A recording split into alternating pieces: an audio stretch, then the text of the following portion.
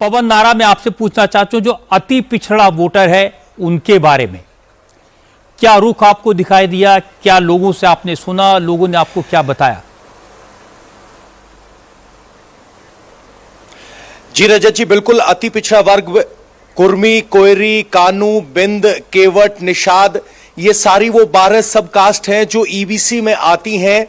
अब की बार ईबीसी को डेंट करने के लिए निषाद पार्टी जो है वीआईपी, उसको महागठबंधन ने अपने साथ लिया था। हमने एक बात देखी कि ईबीसी ग्रुप में आज भी निर्विवाद तौर पर नीतीश कुमार का चेहरा उनके सामने रहता है।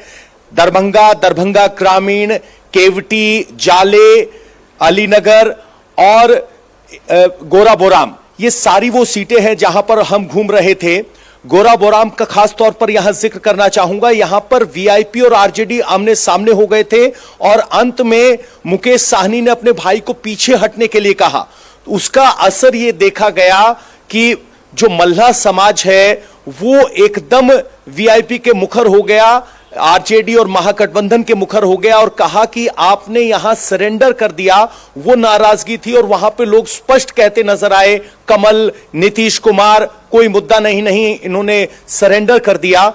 तो जो अब की बार महागठबंधन की कोशिश थी कि ईबीसी के अपने दायरे को बढ़ाते हुए लेकर आए, वो कहीं ना कहीं कामयाब नहीं हुई। जैसे लास्ट मिनट का चेंज था, मुझे लगता है इससे काफी नुकसान हुआ होगा। जो मुकेश सैनी के भाई को हटाया, इसका वाकई में नुकसान होगा, लोगों पर असर डालेंगे। गोपालगंज चलते हैं, विशाल सिंह हमारे साथ हैं। विशाल, जो नौजवान हैं, युवा वोटर्स हैं, मुझे हमारी टीम ने बताया कि आपने उनसे बहुत मुलाकात की है, उनका एक असेसमेंट किया है, वो किस तरफ जाएंगे, उनका क्या रुख है, ये आप दर्शकों को अगर बता सकें। रजत जी, आज लगभग पूरे दिन हम लोगों ने युवा वोटर से मुलाकात की, उनसे बातचीत की, महिलाओं से बातचीत की और उन वोटर्स से बातचीत की जो दरअसल फर्स्ट टाइम वोटर्स थे। लेकिन सबसे ज़्यादा जो यहाँ पर इंटरेस्टिंग फैक्ट था रजत जी, वो ये था कि सभी वोटर्स, चाहे वो महिला हों, चाहे वो फर्स्ट टाइम के वोटर्स हों, चाहे वो पुरुष वोटर्स हों, सभी के मन में इस बात को लेकर के बहुत ज़्यादा जिज्ञासा थी कि हमारा वोट किसी भी स्थिति में ऐसा ना होने पाए कि जंगल राज की वापसी हो जाए। प्रधानमंत्री नरेंद्र मोदी ने भी जो बिहार में चुनाव प्रचार किया, उसमें जंगल राज शब्द का इस्तेमाल किया।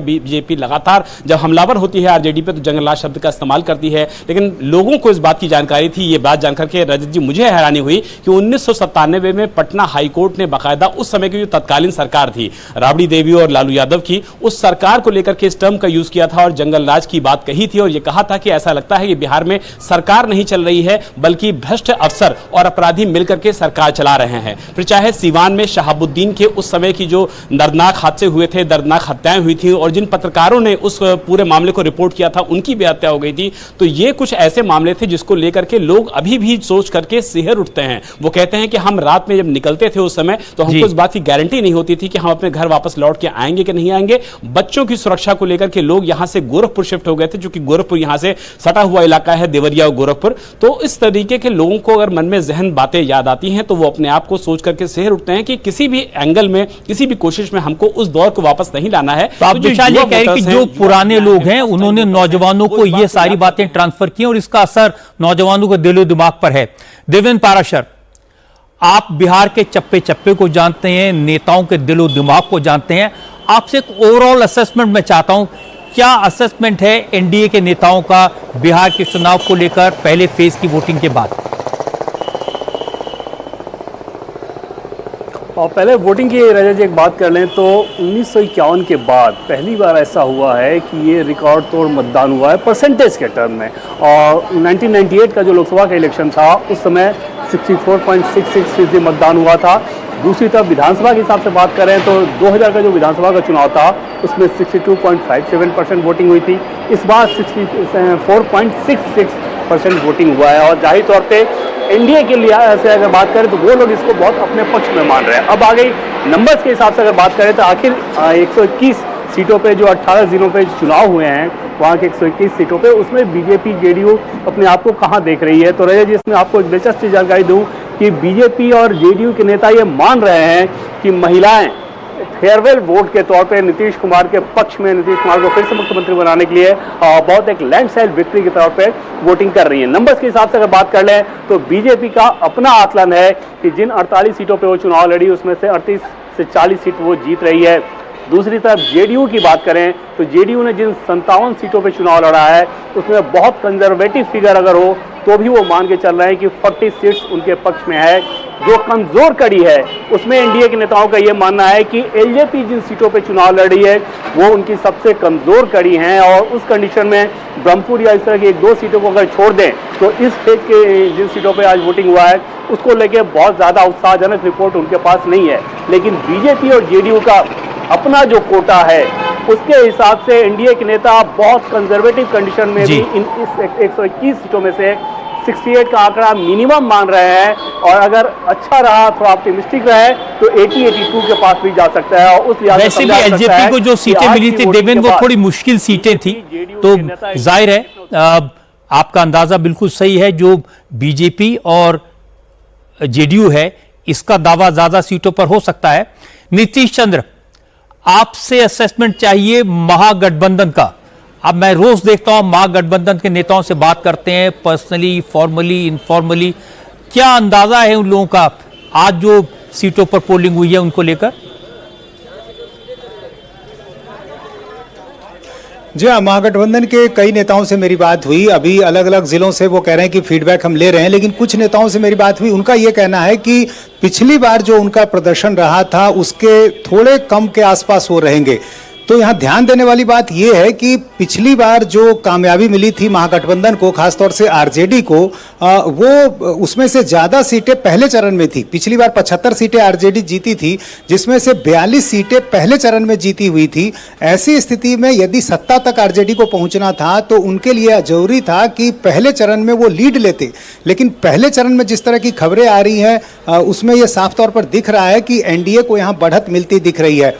दूसरी बात यह कि जेडीयू की जो सीटिंग, जेडीयू के जो उम्मीदवार थे पहले चरण में 57 उम्मीदवार हैं। सबसे ज़्यादा एनडीए में जेडीयू के उम्मीदवार इस बार हैं।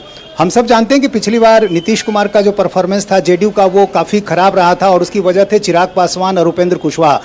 चिराग पासवान की वजह से 34 सीटों पर और उपेंद्र कुशवाहा की वजह से 10 सीटों पर नुकसान हुआ था। इस बार दोनों इनके साथ हैं। इसके अलावा कई नई चीज़ें जुड़ी हैं, जो तमाम सोशल वेलफेयर की स्कीम्स हैं, महिलाओं का जो झुकाव रहा है। तो इसकी वजह से नीतीश कुमार के लिए, जेडीयू के लिए इससे नीचे जाने की कोई वजह नहीं है, इससे ऊपर जाने की गुंजाइश है।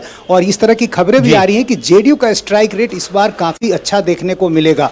अब इसको रीजन वाइज यदि आप देखें तो शाहाबाद में पिछली बार प्रदर्शन बहुत अच्छा नहीं था बीजेपी का। आरा में सिर्फ 2 सीटें मिली थी 7 में से, बक्सर में तो 0 था। तो इस बार यहां भी एनडीए बेहतर कर रही है। तो इस नजरिए से आप देखें तो एनडीए जो है महागठबंधन के मुकाबले पहले चरण में आगे है, और अलग अलग जिलों से नीतीश, आप लगभग वही बात कह रहे हैं जो देवेंद्र पाराशर ने बताई।